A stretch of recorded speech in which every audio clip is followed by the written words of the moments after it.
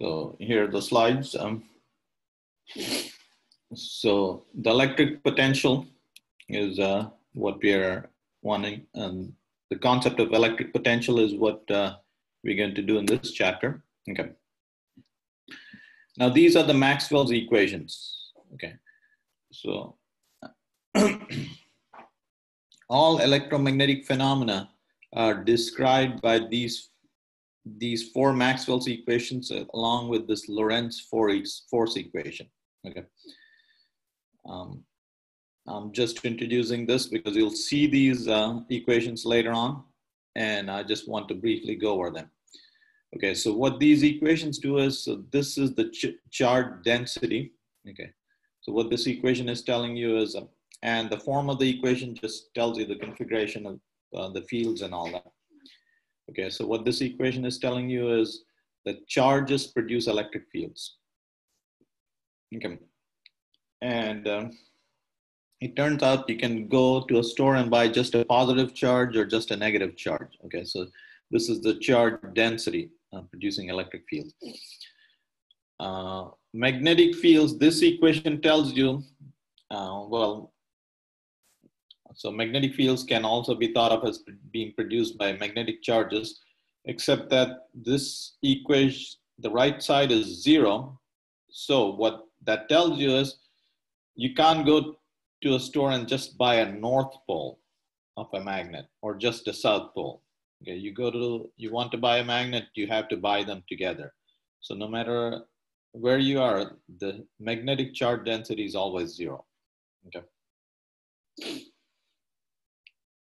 Okay, so this equation tells you there's an electric field that you can produce an electric field by a change in time varying magnetic field.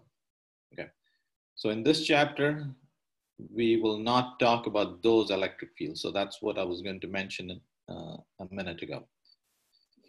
Okay, so you can produce, electric fields can be produced by time varying magnetic fields. Okay, so that's a subject of an entire other chapter. This equation tells you magnetic fields can be produced by currents and time varying electric fields. Okay. So in this chapter, all we're talking about is electric fields produced by charges. Okay, this is the type of electric field we're talking about, not this field. That's another chapter. Okay. So again, these equations tell you charges and currents produce electric and magnetic fields. And once you have produced electric and magnetic fields, they influence charges and moving charges. They exert a force on charges and moving charges. Okay, so these equations summarize all electromagnetic phenomena. Okay, these four equations that are in differentially, these four Maxwell's equations, and these are in differential equation form. Here they are in integral equation form. Okay, so that's what they are. All right, so the topics we'll cover in this chapter: electric potential energy and electric potential. Remember, we denoted these potential energy by U and electric potential by V. Okay. We'll talk about equipotential surfaces. And just like the name suggests, it is a surface where the electric potential is equal everywhere. Yeah. We'll give you the formula for the potential due to a point charge. We'll calculate the potential of a continuous charge distribution. So for instance, we can calculate the electric potential due to a thundercloud or something like that. And we'll show you how to calculate electric fields from electric potential. That was the whole point of the chapter. What you're ultimately interested in is electric fields, but that's a vector field, and specifying that involves specifying 3 scalar valued functions. So instead, if you can specify just one scalar valued function and calculate the electric field, then you simplify the problem by a factor of 3. Okay. So the concept of potential energy can be associated with all conservative forces. Okay. So a force is conservative if let's go to,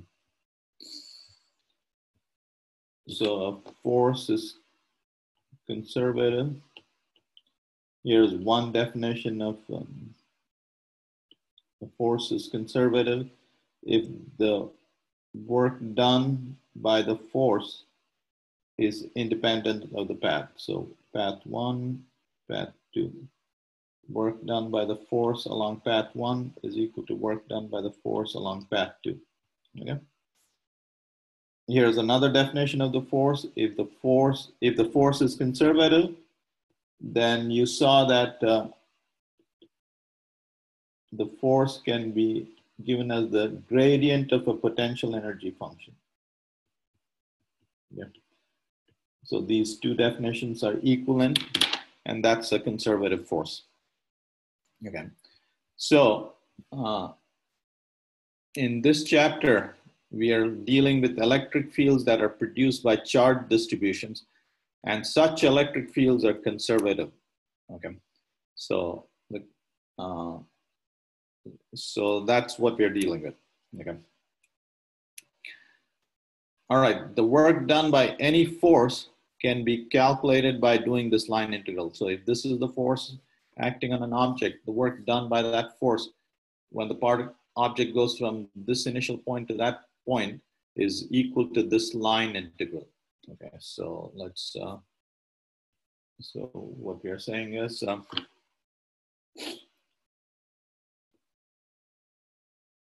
if a particle goes from this point to that point, and this force acts on the object,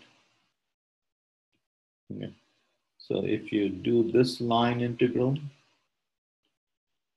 okay, and you go from the initial point to the final point, you can calculate the work done by that force going from this initial point to that final point. So that applies to all forces. Okay, so that's how you calculate the work done by this force.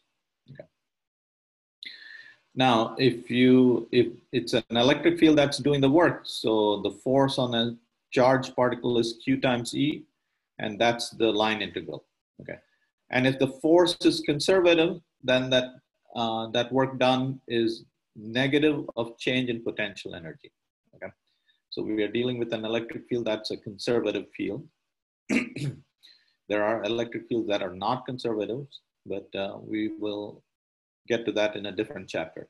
So right now our electric field is conservative, and so this line integral is equal to negative of delta U.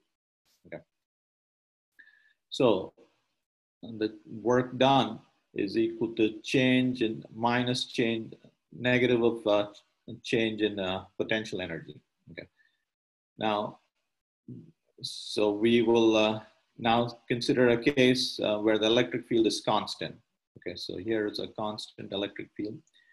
And this line integral will travel, let's say, if you travel along, so we'll consider a constant electric field, and this line integral can be replaced by this dot product, E dot D. D is the displacement vector.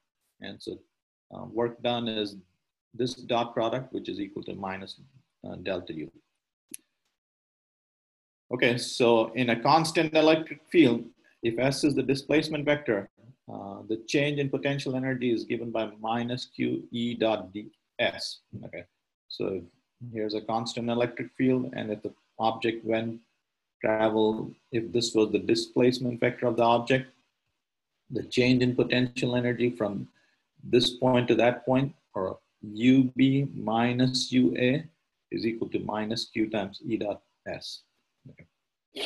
So that's the change in potential energy. Okay. So what we've done is we've calculated this line integral is easy to do when the electric field is constant, and it just turns out to be this dot product. So like I said, this change in potential energy is dependent on the charge. So for positive charge, you saw that this potential energy decreases in this direction. And if the charge were negative, negative of negative would be positive, and the potential energy increased in that direction. So this change in potential energy is charge dependent. And so all we'll do is we'll divide by charge. If you divide that quantity by the charge, now you get something that is charge independent, and we call that the electric potential. So change in electric potential, V final minus V initial, is defined as change in electric potential energy divided by the charge. Okay. And it turns out this quantity is independent of the independent of charge. And you can see that. So if you these purple lines are electric fields. So let's say you travel along the electric field. So if you go from this point to that point, this initial point to that final point, this line integral would be just E times the distance traveled. Okay. And so electric potential is decreasing in that direction. All right. Anyway, let's look at this equation. So delta V is E dot ds, okay, line integral of that. We'll look at the units of V, units of, okay, so we'll say that electric potentials are measured in volts. They're measured in volts. So the units of electric field can be, this is electric field times this has units of meters. So electric fields can be measured in units of volt per meter. Okay, so electric fields can be measured in terms of volt per meter. And we'd seen in a previous chapter that electric fields could also be measured in units of Newton per Coulomb. So 1 volt per meter is 1 Newton per Coulomb. Okay. Also from this equation, 1 volt is the unit on the left-hand side, can be 1 volt can be, this is measured in joules and that's in coulombs. It can be, is equal to joules per coulombs.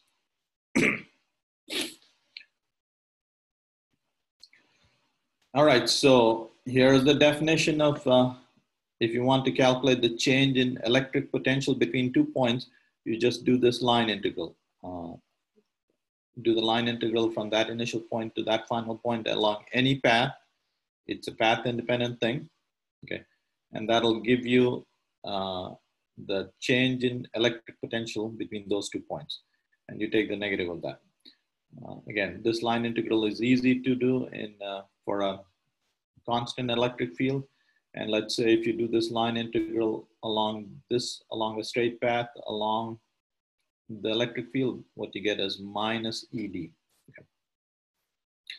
All right, so again, what we're saying is, let's say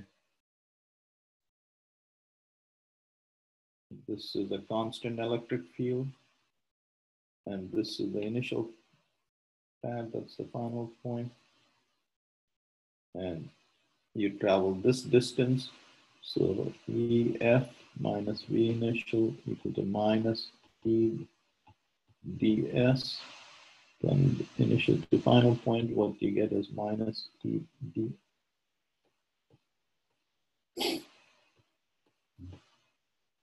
Okay, so what we are saying is V final, the electric potential there is less than the electric potential there. V final minus V initial minus ED. Okay, these both of these quantities are positive. All right, so electric potential is decreasing in the direction of the electric field. Okay, and the potential decreased by that amount. Okay, so so now you can see that. So this is at a higher potential, and this is at a lower potential. And in a constant electric field, these are equipotential surfaces. All these points have equal potential. All these points have equal potential. And the electric field is decreasing in the direction of, electric field is pointing in the direction of decreasing electric fields. Okay. And that's what this is showing you. All right, so we will define a very important quantity called an electron volt. This is a unit of energy. Okay. And so to define this, let's go back. Let's use the example of a constant electric field. So here's a constant electric field. You saw that now we've defined electric potential. Electric potential is measured in volts. So let's say this is 10 volts and this is 9 volts. Okay. So you saw that the electric fields point in the direction of decreasing potential. And let's say this is a 10 volt surface, this is a 9 volt surface. And you saw that if you take a positive charge, it'll fall in this direction. Okay. So the positive charge will fall in this direction. Okay. A negative charge, on the other hand, will fall in that direction. Okay.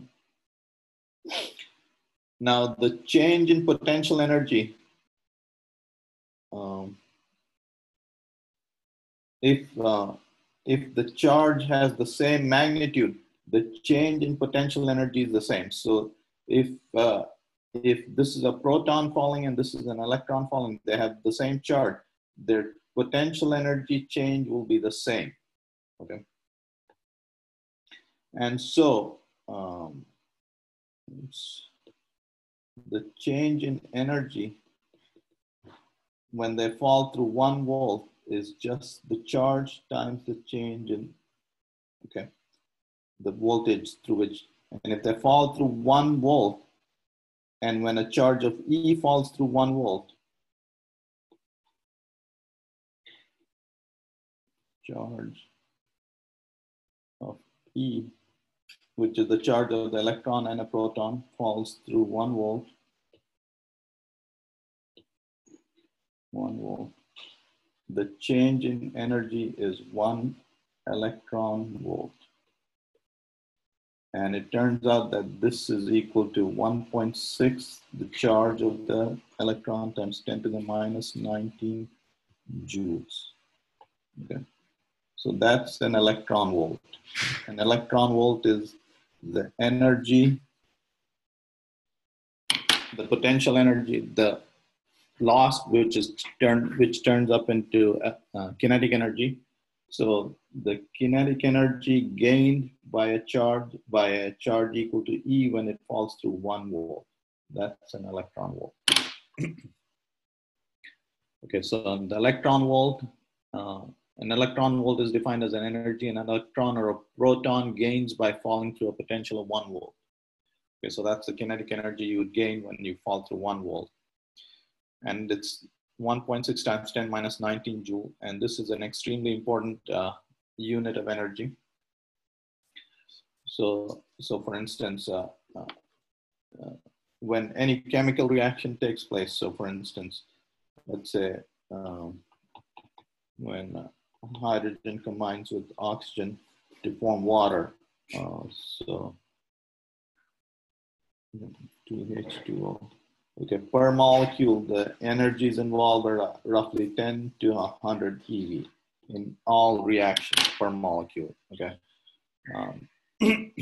so whenever you are talking about any chemical reactions, the energies involved are of the order of electron volts, 10 to 100 electron volts. We define a million electron volt, a unit that's 1,000,000 times greater. And this is the kind of energies that are involved whenever you're messing with a nucleus. So when you split a nuclei or something like that, the energy involved per split could be 10 to 100 MeV. Okay, so these are extremely important units telling you the different phenomena you deal with. At the Large Hadron Collider at CERN, protons can be accelerated up to 13 trillion electron volts. Okay, so TeV is trillion electron volts. By the way, the mass of a proton is roughly about 1 billion electron volts. So You're accelerating a proton where it becomes 1,000 times more massive than its rest mass. Okay, so that's what that means. All right, so this is a good time to pause, and I'll let you guys ask questions if you guys have any.